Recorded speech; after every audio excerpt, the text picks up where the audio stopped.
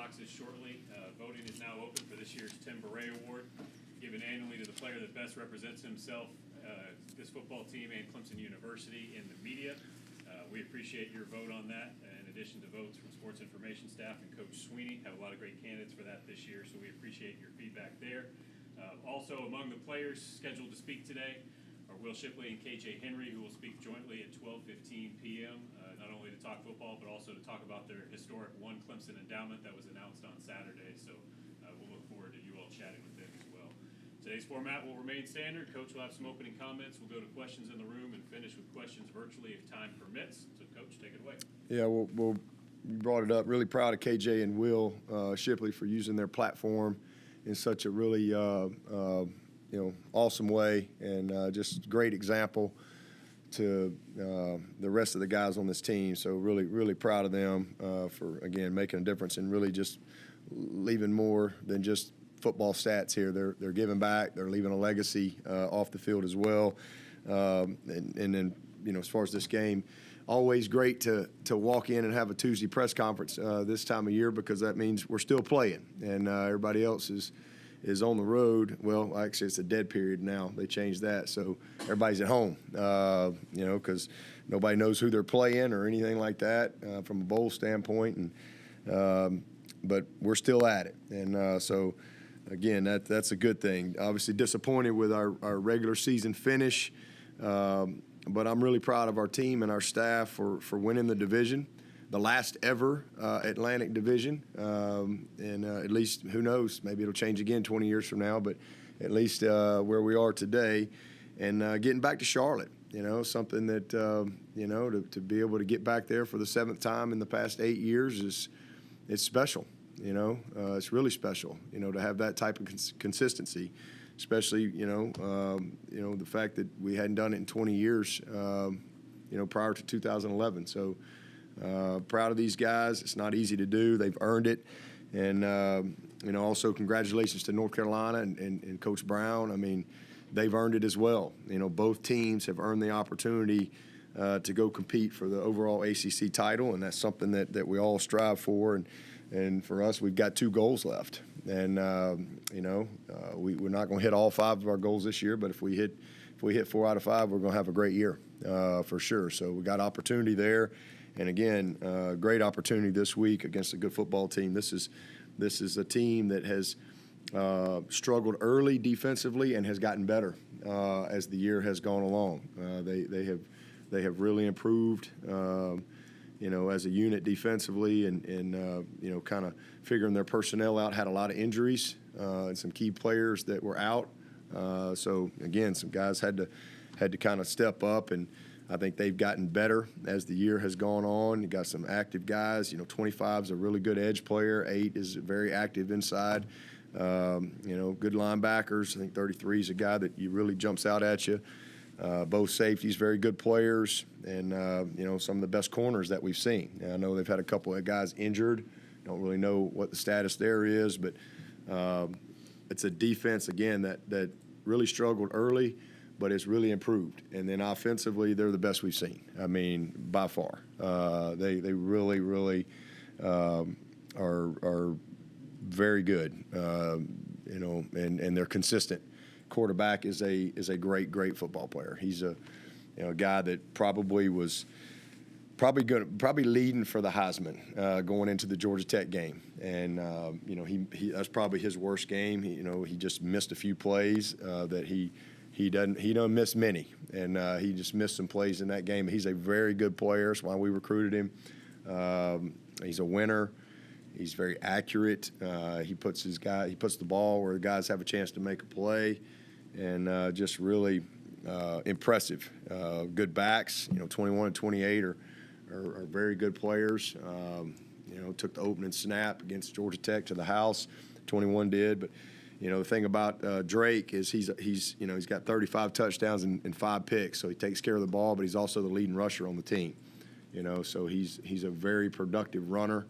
They're not afraid to run him at all. He gets run a lot of yards on scrambles, but a lot of design runs too, especially quarterback draw.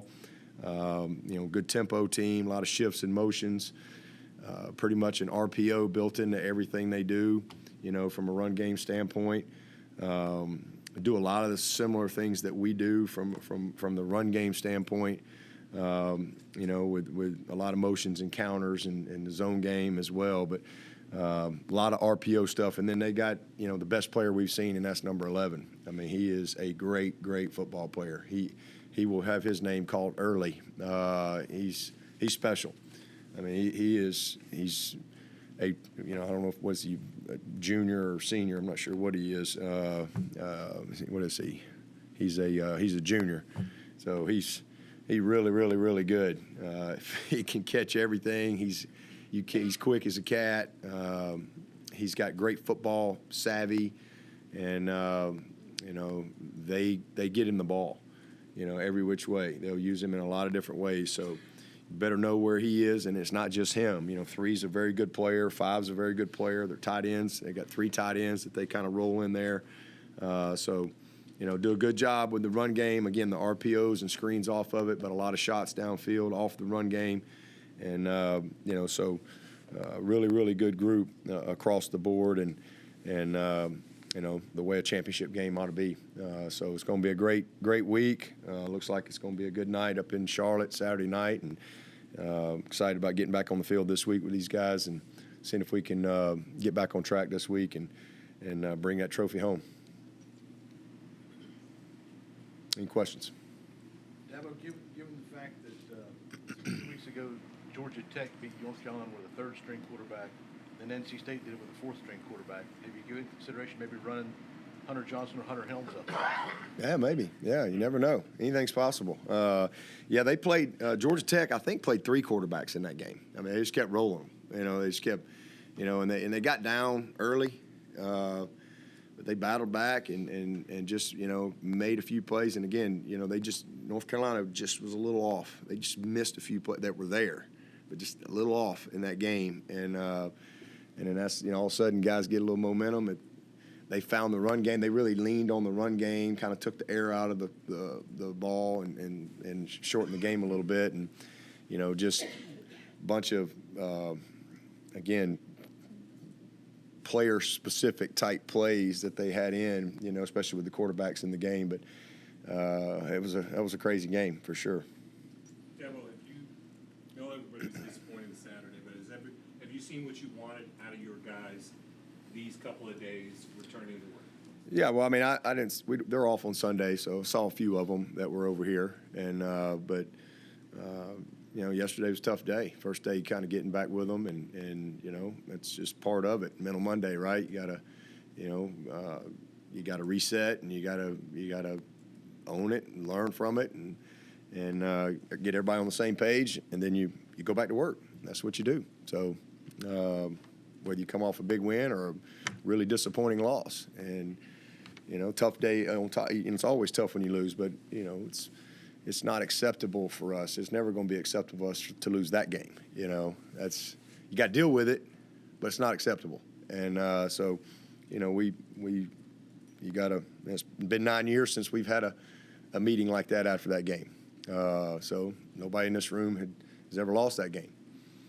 So it's a tough day, but everybody responded the way you needed to, and go back to work, and went back, had a good practice last night, and on to the next one. And, you better refocus quick because you turn on the tape and you start getting ready for the next opponent. And this is a really good team. This is a really good team. And, again, it's 2 best teams in the league. We both earned the opportunity to be in this game. And there'll be one champion on Saturday night. And this is every time you play this time of year, they're handing out a trophy, right? So, we gotta pick ourselves up and get back to work. You had a bunch of guys who were there in 2019, 2020, those seasons. Does that experience help you guys over? We've had a lot of guys that beat South Carolina too. Didn't matter Saturday. It's all about these 4 quarters. You got to play the game, and you got to earn it on the field. It's certainly. If I had my rathers, I love having guys that have that visual, have that mindset of being in games like that. But you got to go earn it it's all about these 4 quarters and playing well. It doesn't matter what's happened. It doesn't matter. You get to this point, both teams have gotten there, and, doesn't matter how you got there. Now you got to go play a great game and win the championship. Obviously, the passing game was work in progress entering the season with y'all trying to generate confidence after last year. All things considered, overall, how does the production meet the expectations you had coming into the year? Yeah, well, we got better, especially if you look through the first part of the season. We were passing the ball really a lot better, and obviously we've had some injuries and a few things here or there, but disappointing to the way we finished. And we threw for 100 yards, but we got Antonio for about a 40-yard gain and we miss it, and then we hit him for about a 40-yard gain and we drop it. We got Brenny that's going to probably go for 40 or 50, and we get hit on the protection. We drop 2 slants. It's probably another 20, 25 yards right there, and that's 250. So, we're not executing the way we need to, and or we didn't this past week. But we've had up until, Notre Dame, we were really doing a pretty good job. And then again, just a lack of production by a few people, and some injuries, and some missed opportunities. So not where we need to be at all. With North Carolina's defense improvement, how much of that has been just adapting to Chizik and his style and their system and stuff? Probably a lot. Again, new staff, new voice, and again, a bunch of injuries. I mean, heck, they lost, I don't know, about 4 starters, 1, 2, 4, 5 starters, 4 starters on defense, out, and then a couple other guys banged up. And so, just settling in, but they've gotten better. They have gotten better. Dabo, these past couple of days, it's all been about turning the page, focus on the next, looking at what's ahead. But how do you actually do that, actively? How do you create that move-on mentality? I mean, I got a schedule. I got work that's got to be done. I mean, we got Sunday. What you do on Sunday night is once you get done with, you have a routine of processing the game that you just played, and then you get back to work, because you got a lot of work that's got to be done Sunday night. You got a lot of work that's got to be done on Monday night, and you got to, we get back to work on the game plan. So you can't just sit around and worry about what happened.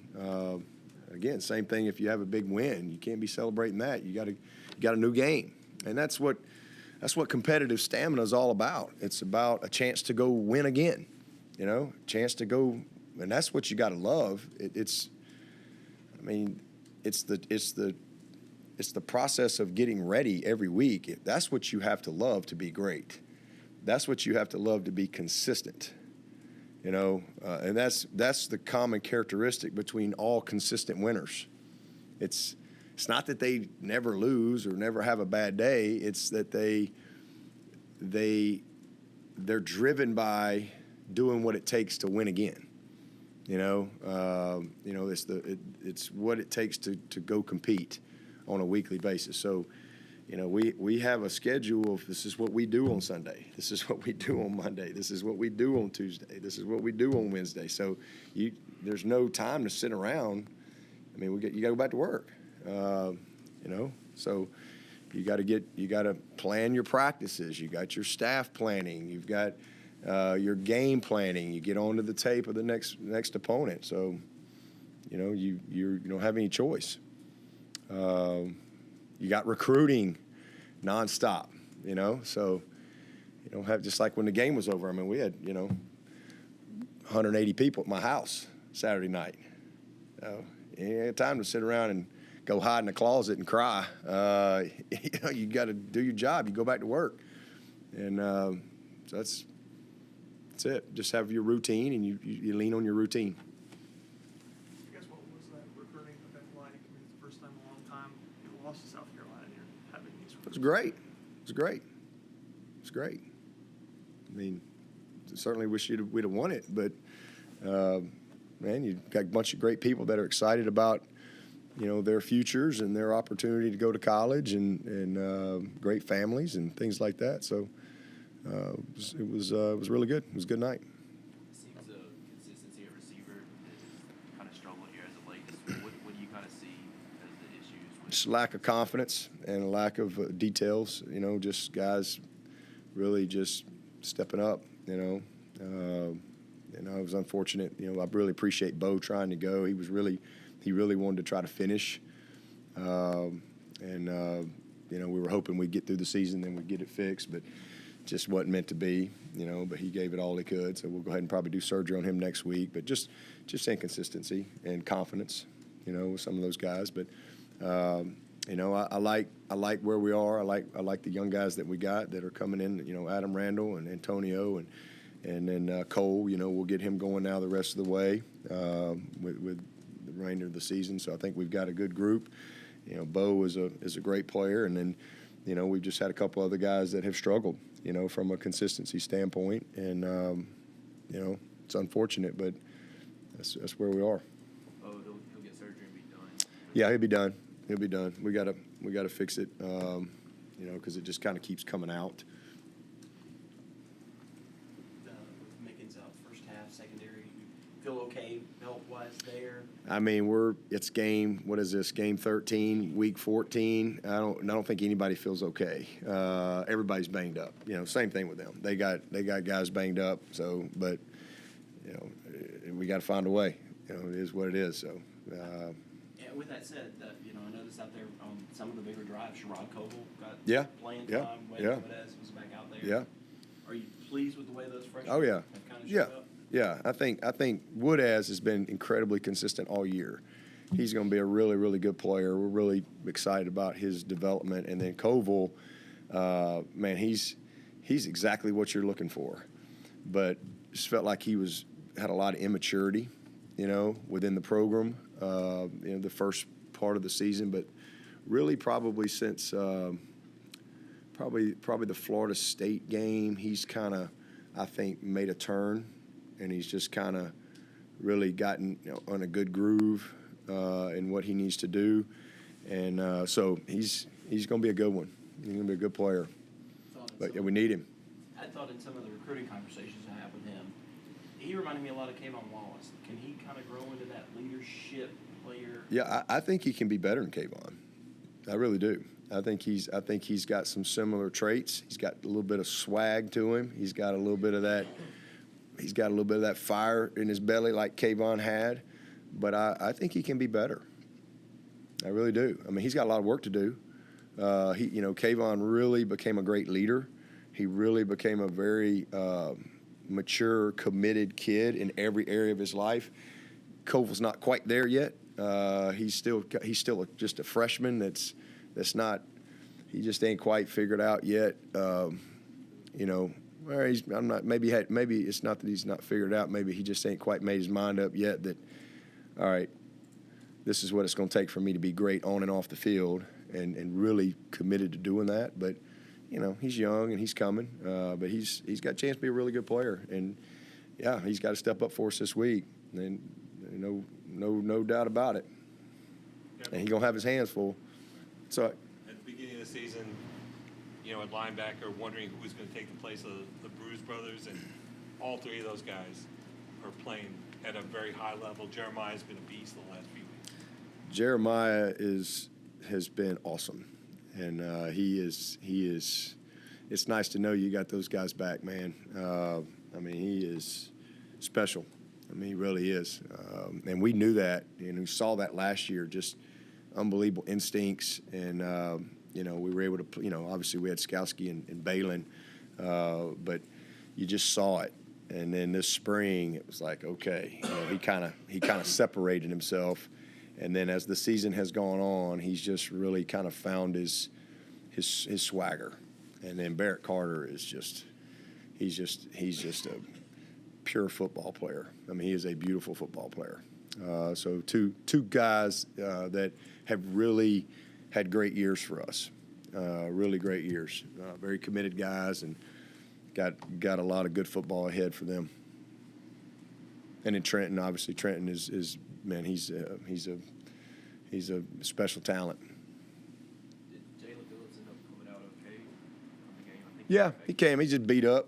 I mean, he's like the car I had in college. He's just beat up, man. But he's somehow still running. He's just freaking beat up.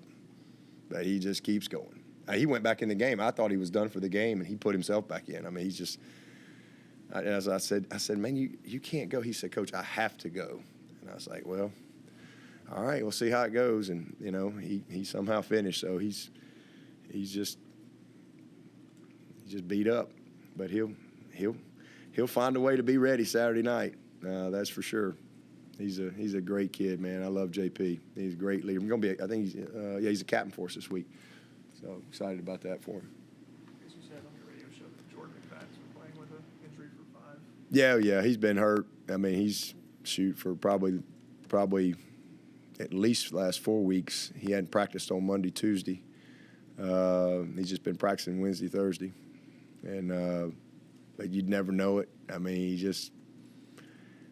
a player, man.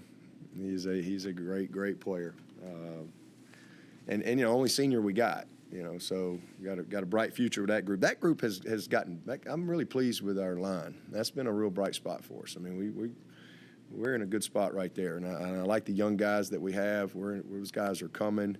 You know, Mitchell wasn't perfect the other day, but it's been good to see him, you know, get in there and do some good things. And, you know, he's just a redshirt sophomore.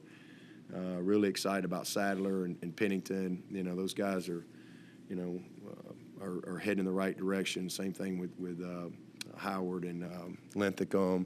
You know, Tristan has had hadn't seen him much, but he's made another step as a redshirt freshman. So, but I think you know, we've been okay there. Been pretty good. I guess you don't want to say it's lower body, upper body here Who's that? with Jordan, what it actually is. Yeah, he just beat up. Yeah. If I say it's his finger, somebody going to grab his finger in the bottom of a pile or something. You know, if I say it's his elbow, somebody going to kick him in the elbow. So he's just beat up. Dabo, the lack of passing game execution you alluded to, what are the little things you would like to see cleaned up to maybe get that improved this week? Well, catch the ball. That's number one. We missed a couple throws. You know, a big one to Antonio, wide open, and we miss it. Then you make the perfect throw, and we drop it. And those are plays that we made. And then, we had the one protection. So you just got to put it together. I mean, Hugh, if you know what you're looking at, I mean, we got to play to Brenny that's probably going to go 40 to 50 yards. Maybe score if he breaks one tackle. And he's getting ready to throw the ball on time, and Blake kind of opened up, turned the corner, and the guy hits him, and we don't cut the linebacker properly, and next thing you know, he's hit. And it's a play that never happens, right? So just we've got to capitalize, and we don't have that type of room for error right now. And so we got to capitalize on just the layups, the plays that are there. We got to do anything spectacular. We got to make the plays that are there. And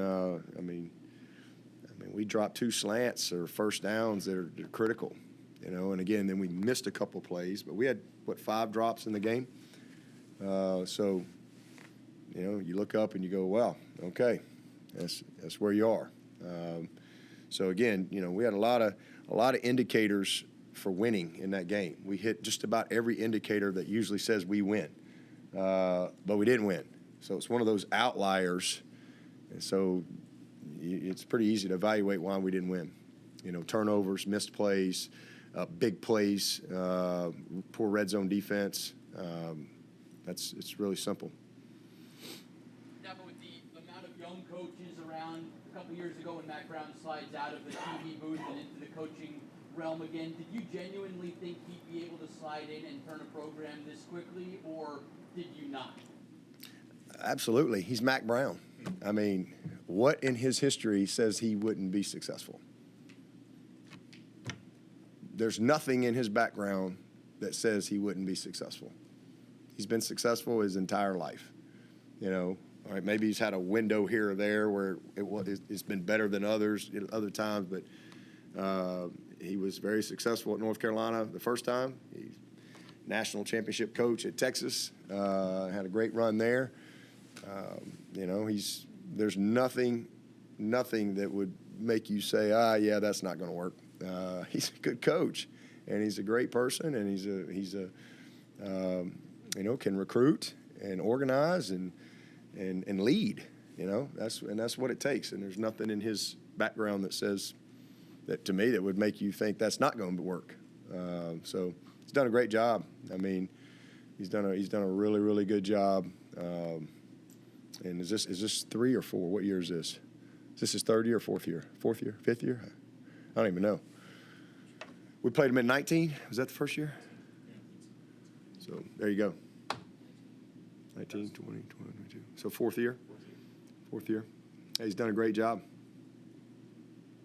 Guy had two great quarterbacks roll through there with Ohio, and he's glad he's gone. Now you look up and hear this guy. But I knew Drake. We recruited Drake, so you know, great kid, great family. You know, Tar Heel family, and you know he loves it and he bleeds it, and he'll be a tough out. I'm sure the ball security issues are certainly not for lack of emphasis in practice. Yep. What more can you do? And is this just something that pops up like with Maffa? It wasn't even jarred loose.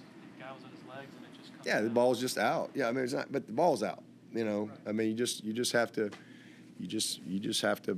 point out, you know, and every day the ball's in track, the ball, what we call BIJs, balls in jeopardy, you know, and just track it and in your film, and you know, that's football though, you know, y'all. I mean it's you know, it's crazy, you know. I mean, maybe we could say, all right, we're gonna start with your pinky toe, we'll cut it off next fumble, and just kind of go from there, and you know. Short of that, I don't know what else. That might be a little extreme. What do you think? You know, it's just your pinky.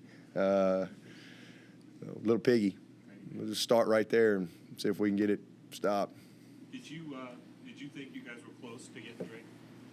I think we were definitely in it with him. Yeah, I think he really liked it. Great, like I said, great family. I think we were definitely in it with him. We recruited his brother hard too, you know, for basketball. So I think we were in it, but I'm pretty sure he was going to North Carolina all along, but he at least talked to us. Dabo, some Tennessee fans took exception to your comment on the radio show a couple weeks ago where you said something about them flipping burgers and maybe not focused on. And now there's a movement afoot apparently to send you spatulas. Have you received? I have not, but I did hear that. But that's just a classic example of people just hear what they want to hear. And I actually was paying them a compliment. I was really more challenging our guys in that we were talking. I don't even know what it was. We were talking about finishing and how hard it is to win, you know. And you're sitting there and you forget this. And I'm talking about our guys. Like, you know, you say, okay, well, man, you've got a path that's clear, you know, but you have to finish. And I just made the point. I mean, you know, with the team we're getting ready to play. I mean, this team is. I mean, okay, they just got to do this and do that. Then next week they just can sit at home and flip burgers and watch all the championship games they're in, right? But you got to finish, and you know, it's not anything against Tennessee, man. I got all the respect in the world for Tennessee. People just hear what they want to hear, whatever. I'm so sure there's not a shot at them at all. It just was what had just happened, and was talking about our guys and how we've got to finish, and the path is clear and so forth. But again, that just comes with the territory. It doesn't matter what you say. People hear what they want to hear and take what they want to take and create whatever narrative they want. That's my world.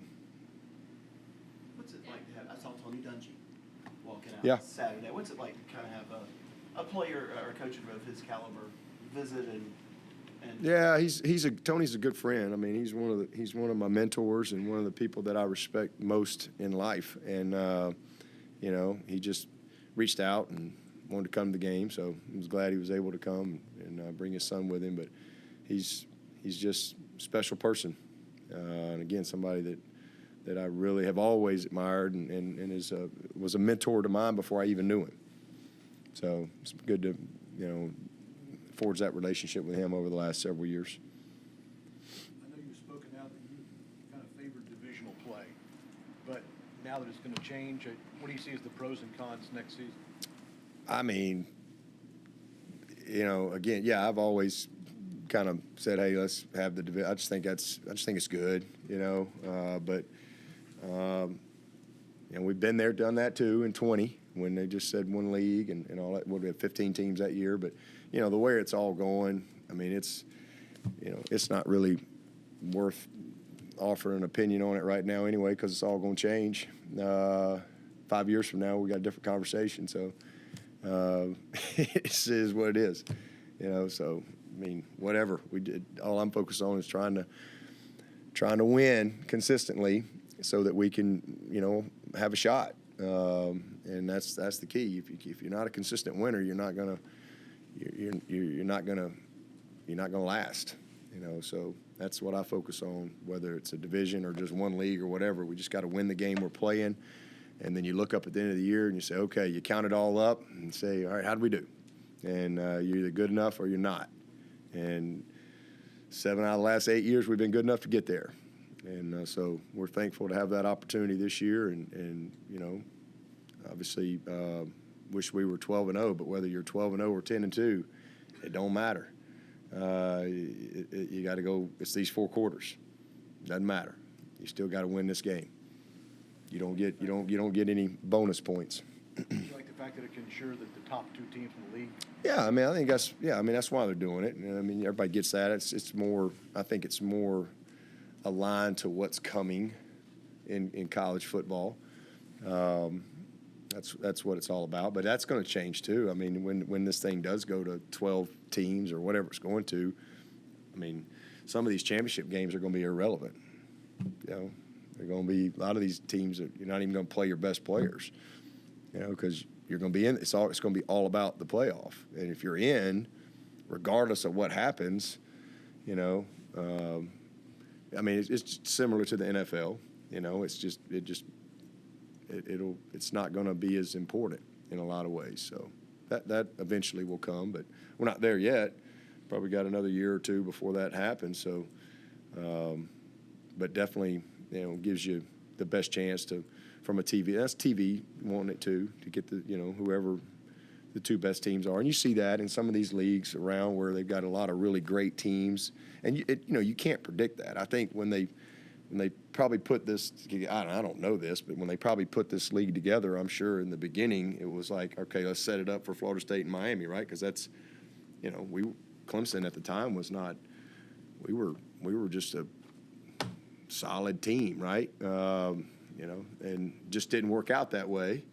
But you don't ever know who's going to become great and who's going to, you change up the divisions, you start chasing that. Well, as soon as you do that, then this team gets good.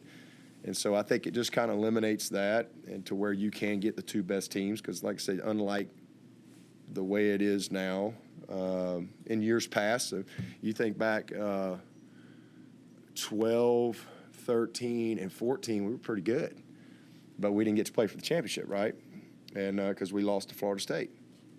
And, whatever, in those years. I think we beat them somewhere in there, but we didn't win the division, right? And so we didn't get to go to Charlotte, but we were probably the 2nd best team. And so, TV wants a better matchup, and then from a league standpoint, again, where it's going, you get more of an opportunity to maybe get, a couple teams in there and that type of stuff. So, again, you look around and you got some of the league championships, the next best team's not playing in the game, but that's the way the structure is right now, and in our league. And I don't know if other leagues are heading that way, but again, it's probably not going to matter at all in a couple of years anyway. Any questions for Coach from Zoom? Anybody else in the room? Hey, Dabo. Go ahead, Anna. This is Anna. It seems like Drake May is often most dangerous when he's throwing on the run.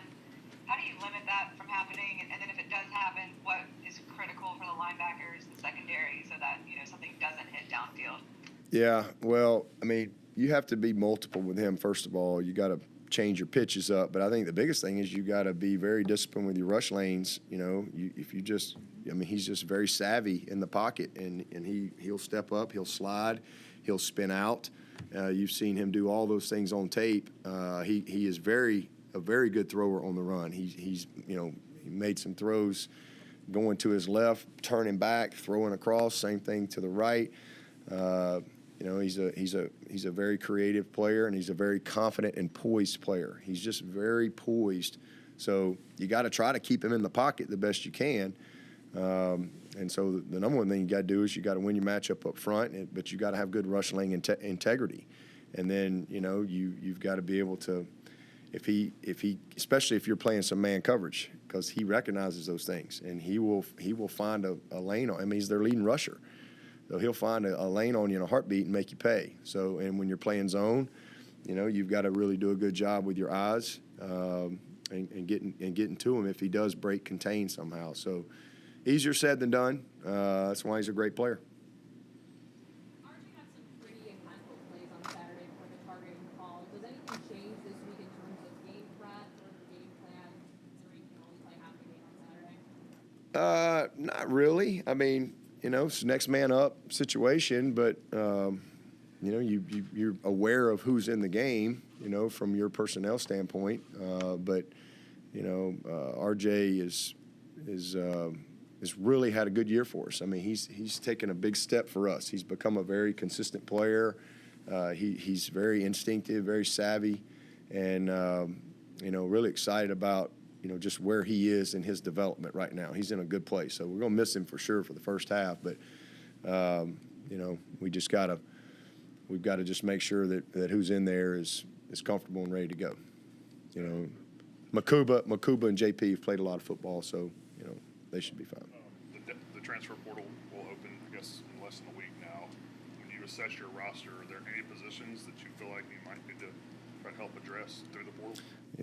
Who knows? We'll see what happens. I mean, we're no different than anybody else. I think everybody's susceptible to transition, but as I sit here right now, I don't know. We'll see. We love our signing class. We think we've addressed our needs based on what we know right now. But again, who knows what's coming down the pipe? Nobody knows that. So it's a real-time world every single day where we are right now in college football. Yeah, but I think on the broadcast they said that there were some DBs that kind of arguing and frustrated stuff. Did you hear anything about that, or is that just part of? For us? Yes, sir. No, I didn't. I don't. I mean, they probably were, but I didn't hear that.